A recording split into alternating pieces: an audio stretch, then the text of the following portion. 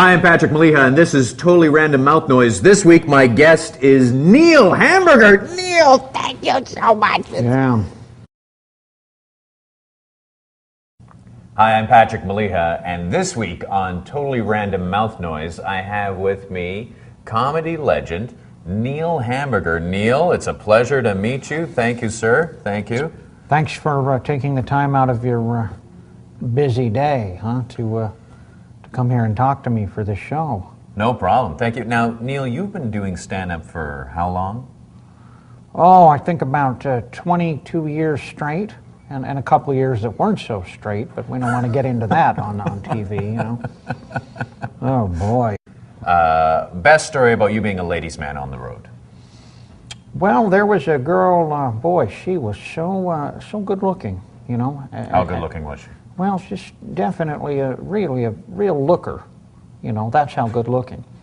And she was working at this truck stop, this was in the state of Utah. And I would go in there maybe once every couple of months. And one day I went in there and built up my courage, you know what I mean? And I was buying a can of the Red Bull, you know, to keep from falling asleep at the wheel, driving off a cliff. You don't want to do that too often. Always a bad move on the tour. I've done that too many times, and so driven off the cliff. Yeah, because you know, and the tire explosion and the weird hitchhikers and that whole mess. But anyway, this girl, oh boy, you just can't believe it. And so I mustered up my courage, and the Red Bull came to $2.82. I gave her $3, and I said, "Keep the change." And just sort of, yeah, and you know, so that was about 5 years ago, and that those kind of memories, those stick with you, you know. And that's the ladies' man story that you have. You don't have. You have something better. You don't have, because you're a together guy. You've got the look. You're on the road all the time. I'll tell you what, you put a trash bag in a tuxedo, the trash bag's going to look good. If you've ever seen the Emmys, actually, you see a lot of that. A lot of trash bags. And by the way, I want everybody to know, the show is such high quality that we've got people setting up the cheese and fruit trays over there. If you look over there, you can see that. Look at that. That's not for me, though. No, that's for you back there, Neil, right there. The bottled water, if we could see that right there. That's Neil's craft services, right there. And don't miss the ashtray. That's right. I've been fed that so many times.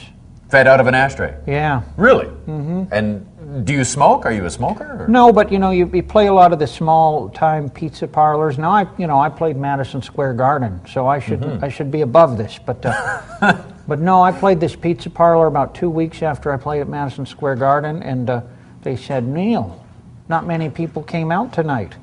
So much for Madison Square Garden, huh? This is not up to the level of Madison Square Garden, is it, Neil?" Laughing at me, that sort of thing. Yeah. And then they said, "Well, we've got your dinner for you, Mr. Hamburger," you know. And they bring out, it was one of those cement block sort of ashtrays that are usually filled with sand, you know. Mm-hmm. Oh, yeah. They'd stolen this, obviously, off a city street, and then they just plopped down into the sand a plate of spaghetti, somebody's spaghetti, tomato sauce and all, with a fork sticking out of the top of it, you know? So that's what us entertainers have to work with. The kids watching this, you know, they probably think, "Oh, that would be so great to be an entertainer with all the drugs and the sexual situations and the glamour, you know, the smoking, that whole thing, and the suits. Look at this and this." But no, it's mostly not good. Dealing with a lot of disease. So what keeps you going? Why does Neil Hamburger have to get on stage and perform and make people laugh? Have to is the word. I have to, and you hit upon something there, as the good interviewers often do. I have to because many years ago, when I first started out, I was working in the fast food industry. Mm-hmm. You know, I won't say what my position was, but it was entry level, and I wanted to be a comedian. I was very young, and I saw a small classified ad in the back of the National Enquirer magazine that said, "You can make it in show business. Comedians send self-addressed stamped envelope and $10 to," gave a P.O. box address. I sent the money in, got back a sheet of paper that said, we can set up shows for you. We can book a whole tour for you. Wow. You can be a star. This is how Bob Hope got started.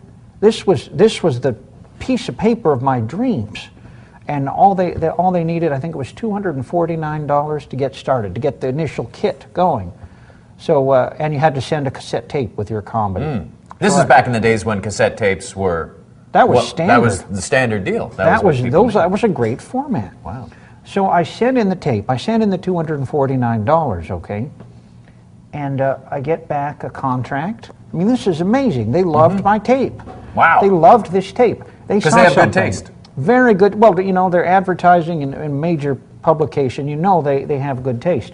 So they send me this contract. They get the tape. They send me a contract. I sign this contract, and they gave me a call. The president of the company actually took the time to call. That is a measure of success. He says, Neil, how many nights a year would you like to work at the top comedy clubs? I said, I'll do 365 if I can get my career going, you know. Wow. This is how I started. And so he says, all right, done.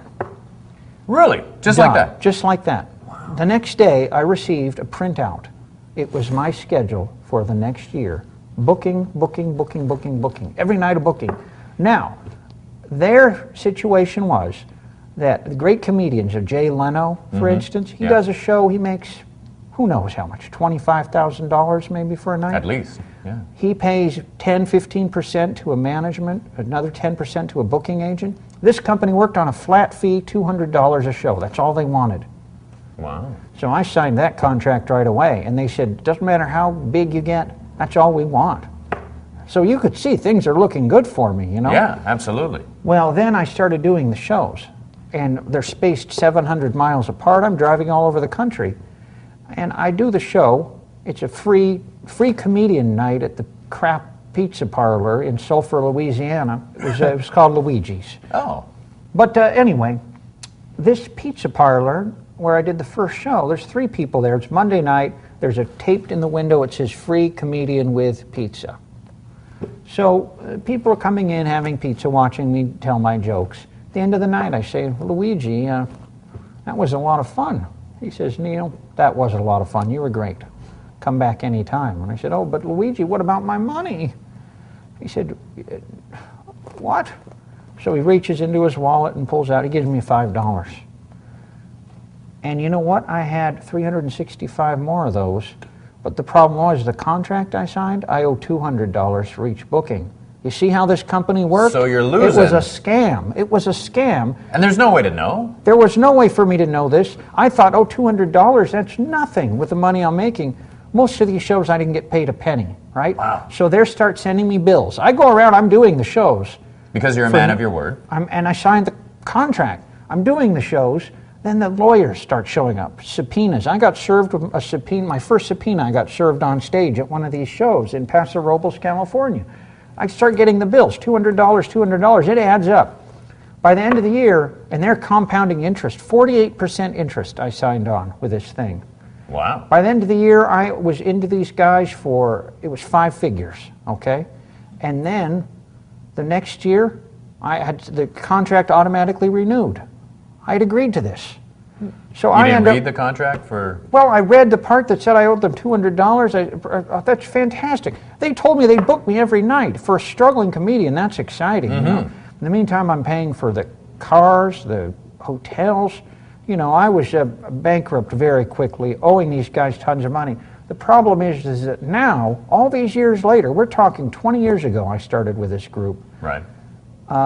Now, I still only have to give them $200 a show, which is not bad, you know, when you're doing a big show with Tenacious D or something. Yes. But the problem is that I still owe them all the back pay for all those other shows and all the interest for 15 years of failure. Yes, I've had some good shows since then.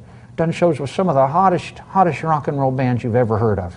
The biggest groups. Nickelback? Didn't play with those guys. Thank God. Because I do not want ear cancer at this young age. Yeah. But the problem is that I'm still paying this thing off, and I received a statement from their attorneys recently, and apparently I'll be completely done and paid up in 2029. Well, that's something to look forward to. That's nice. Then because now they have me on a $5 a week meal allowance, and that's all I get. The money from the venues goes straight to them. A courier picks it up, and they've been garnishing my pay and then I was divorced, and my ex-wife is trying to garnish the $5 a week in food money, so that she can buy condoms to have sex with God knows who. And so it's not a life I would recommend, to answer your question. That's how I got started, and that's why kind of the more successful I am, the less successful I am. It's a vicious circle. And it's interesting because the glory and the, what's the word I'm looking for? The glory and the respect that a man such as yourself brings with him is, as you can see, these people are setting up as we do our show, and you can hear people in the background. There's a lovely bartender, I'm sure, who probably is just this girl, the blonde, and the bartender. The bartender, I know for a fact, doesn't work here. She's pretending she works here just so that she can come and be a part of the, as you like to call it, the Neil Hamburger fan club. You know what I'm saying? That's what I heard the girls say, that they were going to have a huge makeout contest later on to see who gets you first. Well, I'll tell you what, this girl's very smart, in addition to being very beautiful, because you start out with a small role like this, and the next thing you know, you're cast in Gone with the Wind 2. Because someone sees you in the little 3-second snippet on this guy's TV show. Absolutely. This is the top-rated TV show. So get your camera time in, because Gone with the Wind 2 is going to be big. And they are casting it here in town. Yeah. The first one did great. Yeah, well, it broke all the records. They say that Gone with the Wind, the original, broke the Garfield 2, A Tale of Two Kittens, broke the record that movie set. So, Tale of Two Kitties. Kitties, sorry. Legendary film. Okay. So, if people want to find out more about Neil Hamburger, how do people get their Neil Hamburger fix? Because you're hang themselves. Really? Yeah. Wherever you go when you're hanging yourself, I'll probably be there. You attend public and private hangings? Very much so. A lot of them are private, but a lot of times, this is why you don't want to stay in some of the cheap hotel chains, because when you're trying to hang yourself on the shower rod, it'll snap. A lot of them are plastic tubing that has been painted with a silver paint. That's a so shame. You can't even take care of business, Which is depressing. Very depressing. Business is depressing. Yeah, well, I guess it would be depressing. You're trying to hang yourself, doesn't work.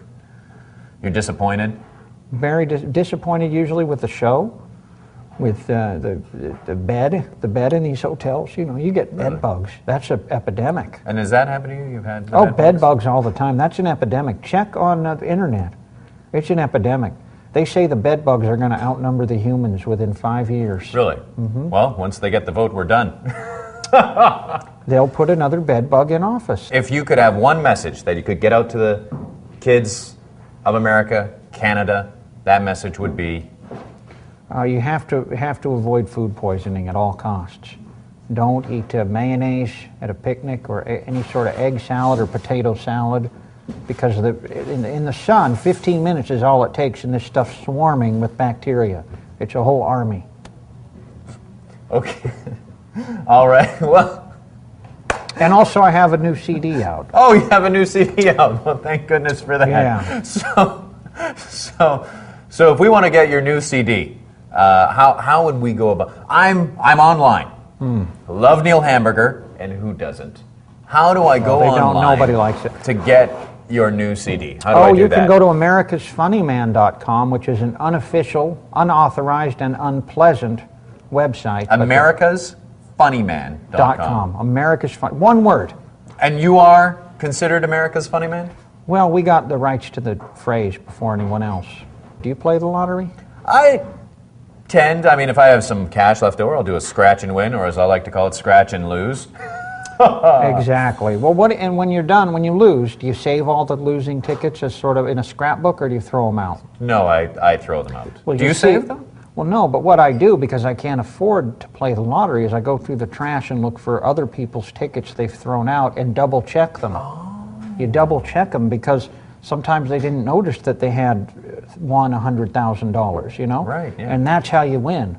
If you can't afford to buy the tickets. It's free. It's free. The odds aren't much worse than when you're buying them. That's very astute, actually. It's actually very poor either way. And I have won. I got a $1. I won $1. You know, so You're up. somebody discarded the thing where they had won $1. So, you know, that's a good way to play. And you're up. I'm up. You're ahead. So, and that dollar is what some people like to call found money. It's untaxable. It doesn't have to be garnished in any way whatsoever. No, don't. Did you invest the dollar in maybe a Computer. You invested in a computer? Yeah, I went to at some of the truck stops. You can put a dollar into the computer, and then you can go online. You know. Oh, okay. So I did that. And how did that work out for you? It was over in 5 minutes. That's all you got. Really? But it was interesting to see what's going on there, and I set up a MySpace page. You know, because. Nice. That's where all the money is. MySpace. On those pages. Are you a Facebook guy? Is there a Neil Hamburger Facebook page? It's bad enough with a MySpace. I can't do every one of these. I don't have enough time to put in the computer at these truck stops. You know, it's expensive. $1 every 5 minutes. It is at the truck stops. Yeah. $20 an hour. That is expensive. It's not good. That's especially when you owe $5. No, how much? $195. So that's our 3-minute warning, I think. We got to wrap. All right. Apparently it's the coat room we're in right now. I'm just a little worried that you only have about 10 seconds of usable material, but it's maybe all usable. See, what people don't realize, and I think this is the problem we have with society. One of the problems, it isn't the problem. One of the problems is that people don't realize that history happens in the now. Is that when, much like this interview, being with you, which is an incredible honor, and I appreciate that. You have no idea how you are an exceptionally difficult man to get to interview, to even see in person, and history occurs while it's happening. This right now, this is history. This is a legend. When Neil Hamburger passes on, which will be thanks a lot, 2050, people will use this for the biography because this is candid. This is brilliant. And for that, we appreciate. Now, one thing I have to ask you is, have you ever bombed in Canada? Has Neil Hamburger ever bombed in the country of Canada? You know what? My very first show in Canada was a disaster. Really? Where was that? It was in Toronto, opening for a young rock and roll group called Trans Am. And boy, it was bad to the point where there were some ruffians in the audience that were offering $20 to anyone that could hit me with a bottle. Really? Yeah. So did you take them up and make $20 hit myself and get with yourself a bottle? I wish I had. And then they sent a girl onto the stage, and she took the microphone and she starts talking about how horrible I am, you know, and I had to take it from her and throw a drink on her, and security threw her out and security threw these people out. I mean, it was just terrible. Really, really terrible. And wow. That is what I. And how did Trans Am do? How did they do? Oh, they went over well, you know, because they have a lot of hit singles. Yeah. Where does Neil Hamburger prefer to perform? I've played a lot of arenas. Do you like arenas? Do you like the intimate setting? Do you prefer the pizza parlors? I like the arenas because they can't hit you with things. It's too far for them to throw, you know. But I like the little clubs because they laugh. It's a lot easier work, you know. Do you find it's easier when the audience laughs at your jokes? Yeah, it's not, you know, it's not a fight. You don't get into the fights and the drink throwing that I get into a lot of times, you know, and trying to shut these people down. Sometimes you have to do whatever you can to shut them down. Now, we did a show here recently at the Queen Elizabeth Theater here in town. A couple of shows. Fantastic show. It was you and Tenacious D. Yeah. You were opening for Tenacious D. Fantastic Tough band. crowd though, huh? Tough crowd, really? Did you find it was tough for yourself? Well, we recorded the show, and so in retrospect, it was released as a CD, excerpts from it, and you can really tell. I mean, people say to me, Neil, that CD is a nightmare. How did you get the moniker America's #1 $1 or America's favorite $1 comedian? I got that from you. I've never heard that before in my life. I was given that moniker on TV in Canada, right here amongst balloons celebrating the use of this moniker. Get the balloons on tape, please. There you go. The balloons, the clinking of the glasses. We've used America's $1 funny man, America's #1 funny man, and a lot of variations. But that's a new one, and I America's like it. favorite $1 funny man has never been used. Never been used. Carrot Top doesn't have any. Really? I don't think he's gotten hold of that one yet. Well, he seems to be doing it. When are we going to see Neil Hamburger lifting weights, getting facelifts, having the whole thing happening? When's that going to happen? You saw what happened with Barry Bonds and the scandal with that. That's going to be next year. That's going to be the big story in comedy when they go in and start investigating comedians. Carrot Top is going to be the Barry Bonds of the funny generation. You know, I don't want to get mixed up in that. These laughs are real. No enhancement from steroids of any kind. Good for you. Thank Good you. for you. That is an amazing message to send to the kids of Canada. Thank you, Patrick. Favorite joke? What's Neil Hamburger's favorite joke? Of my own or of Abbott and Costello's? Abbott and Costello. Why not Abbott and Costello? Oh, what was the joke they had about the gang rape?